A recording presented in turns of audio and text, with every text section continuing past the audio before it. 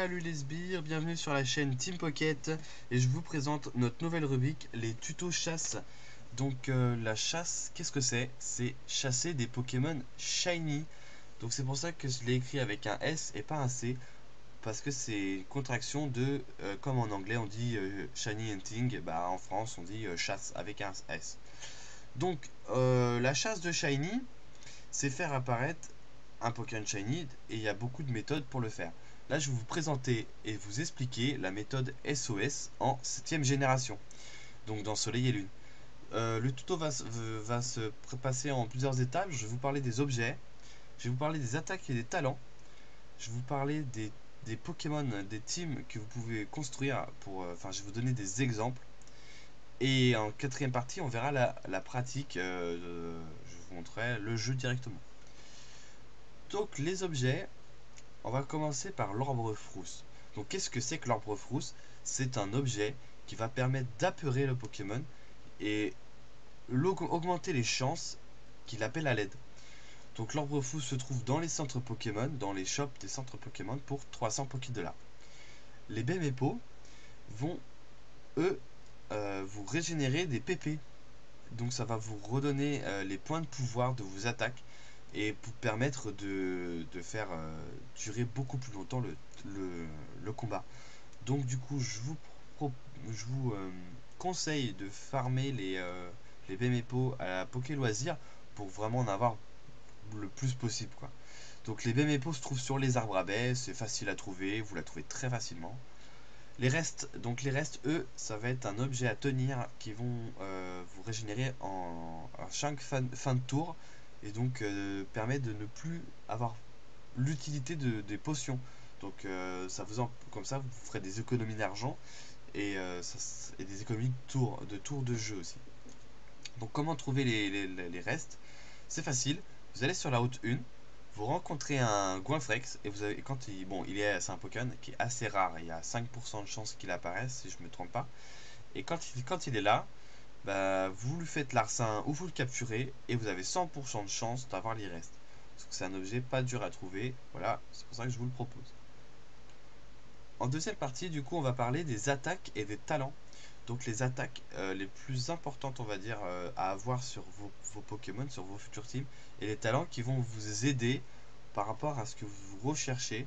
Donc, je vous parle brièvement des choses. Voilà, c'est vraiment la base de la base. Et on verra dans d'autres vidéos des trucs beaucoup plus précis. Donc, fauchage va permettre de mettre à 1 PV le Pokémon. Donc comme ça, quand un Pokémon est dans le rouge en fait, eh ben, il va appeler à l'aide beaucoup plus souvent. Donc Faucha, ça va être important d'avoir un Pokémon 1 PV, donc pour le mettre dans le rouge direct. Soin pour vous régénérer, comme ça vous n'utilisez pas les potions. Recyclage permet de réutiliser une baie, donc dans le cas de la chasse, ça va être la baie Mepo.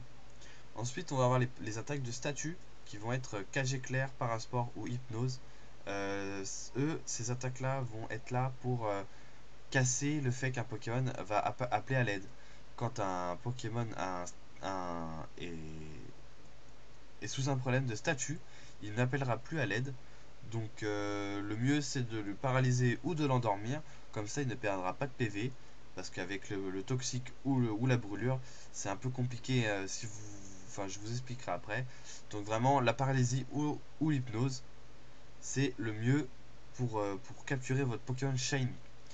Ensuite, on va parler des attaques. Donc des attaques qui vont permettre de mettre KO le Pokémon qui vous intéresse pas en fait.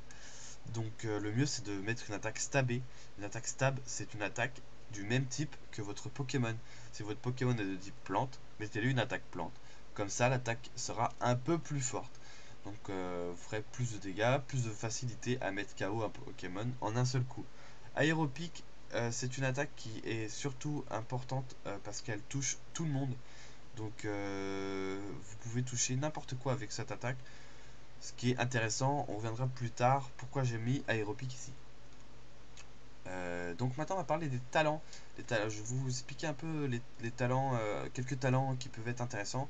Regard vif est un talent qui permet de ne plus subir des baisses de précision. Donc comme les jets de sable, les trucs dans le genre, bah, ça vous fait plus rien. Brise-moule, ça va être surtout pour des chasses précises.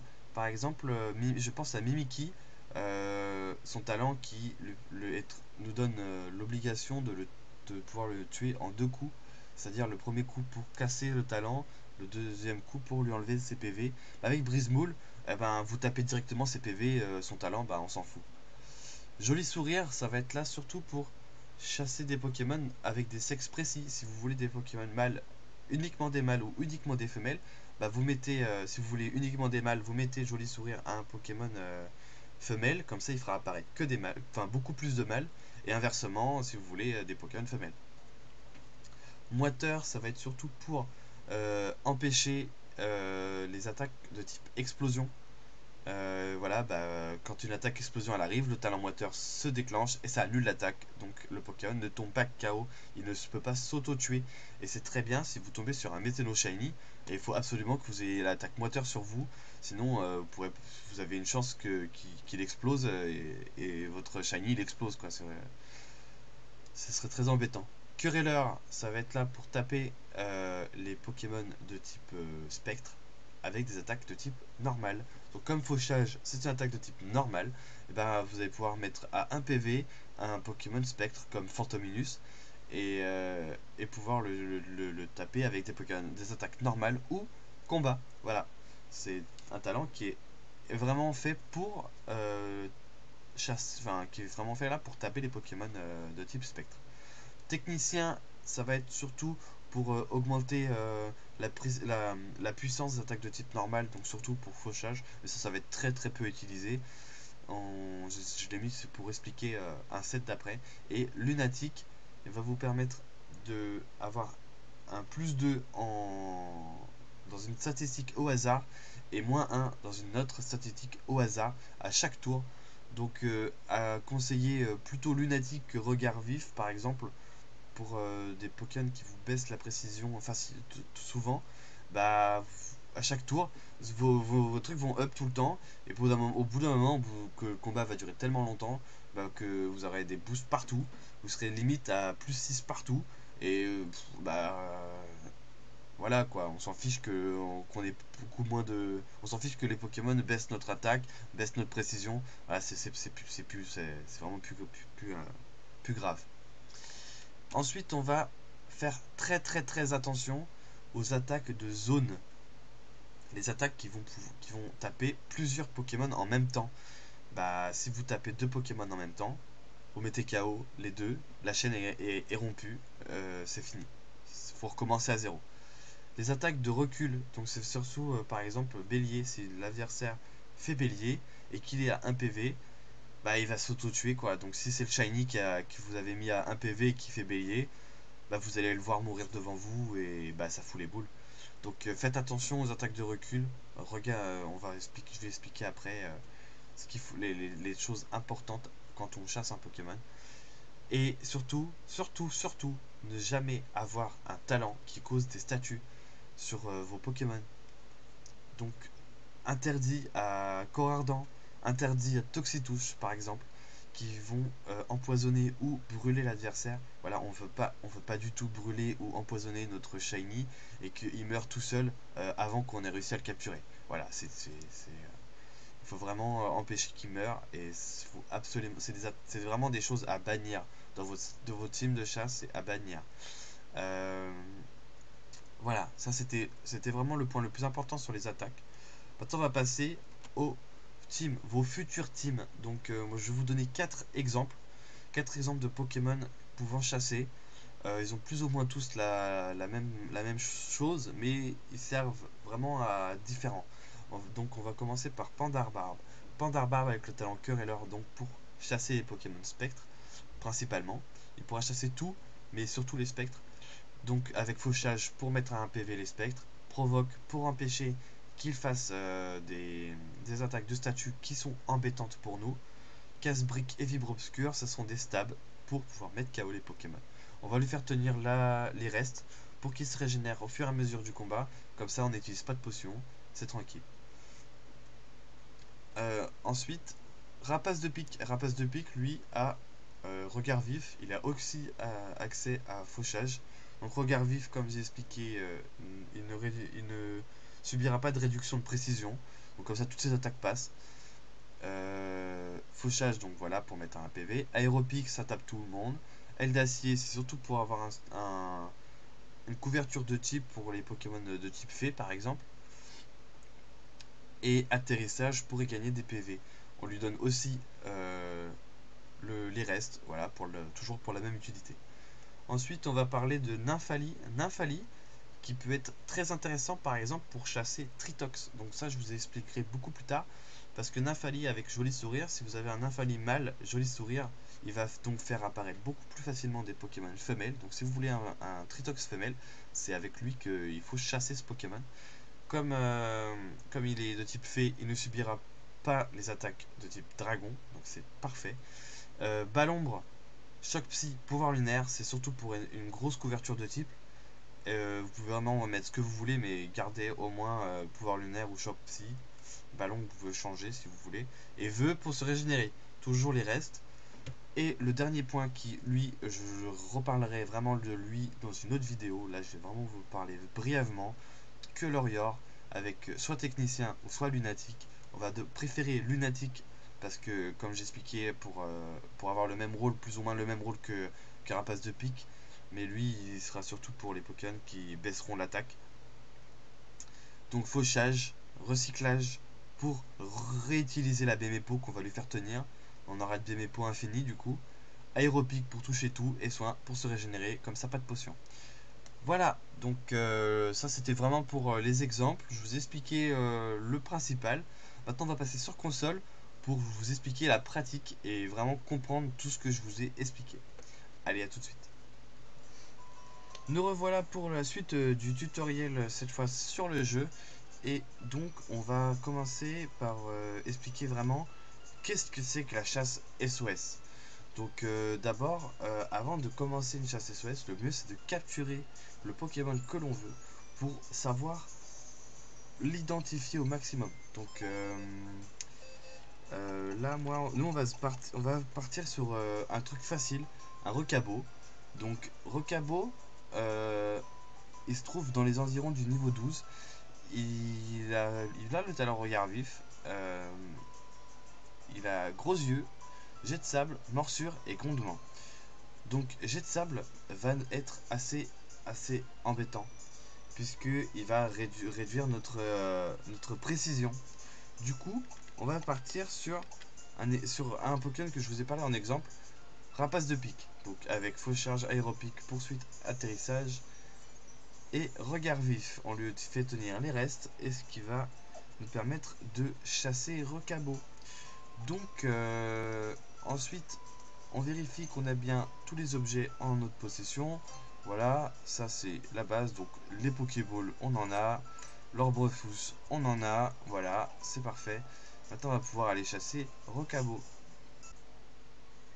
Voilà, nous voilà donc sur la colline d'Ikara, pardon, la colline d'Ikara, là où se trouve donc des Recabo.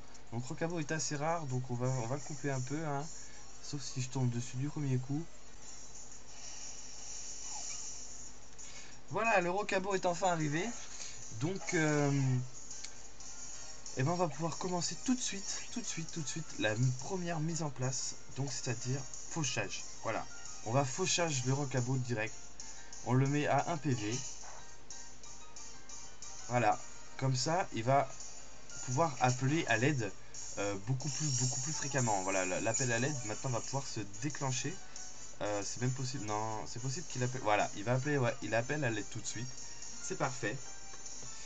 Et comme il appelle à l'aide, un autre Pokémon vient. Donc là, personne n'est venu, ça arrive, voilà, personne n'est venu. Et on va profiter que personne soit venu pour lancer en fait l'Orbrefrousse. Elle est là. Donc l'Orbrefrousse qui va augmenter donc les chances qu'un Pokémon appelle à l'aide et qu'un Pokémon vienne. Voilà, donc le talent, il a fait jet de sable. Le talent s'est activé, pas de réduction de précision. On sera tranquille tout le long de la chasse. Et c'est parfait. Donc le Recabo est enfin arrivé. Il a appelé un deuxième Recabo. Donc là maintenant, celui-là comme il n'est pas shiny, bah on va le mettre KO. Voilà, tout simplement. Tout simplement, on va le mettre KO. On va faire aéropic. Et voilà, au revoir.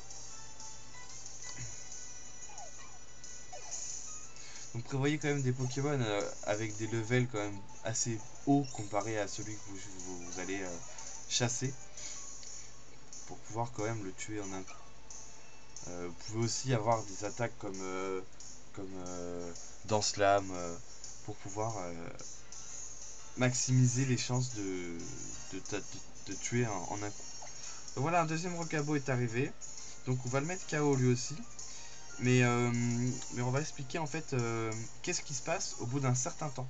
Donc comme je vous ai dit, c'est très important de capturer le Pokémon avant pour savoir les attaques qu'il a, pour savoir le nombre de tours qui va pouvoir rester en place. Parce que avant de tomber en lutte. Et une fois qu'il va tomber, en lutte, bah, il va se mettre KO lui-même. Donc ce qu'on va faire, c'est que là je vais vous expliquer comme si que ça fait déjà 20 tours qu'on était en route. Pour Rocabo à peu près 20 tours, ouais. Donc c'est à dire que 20 KO, on va compter 20 Rocabo mi-KO.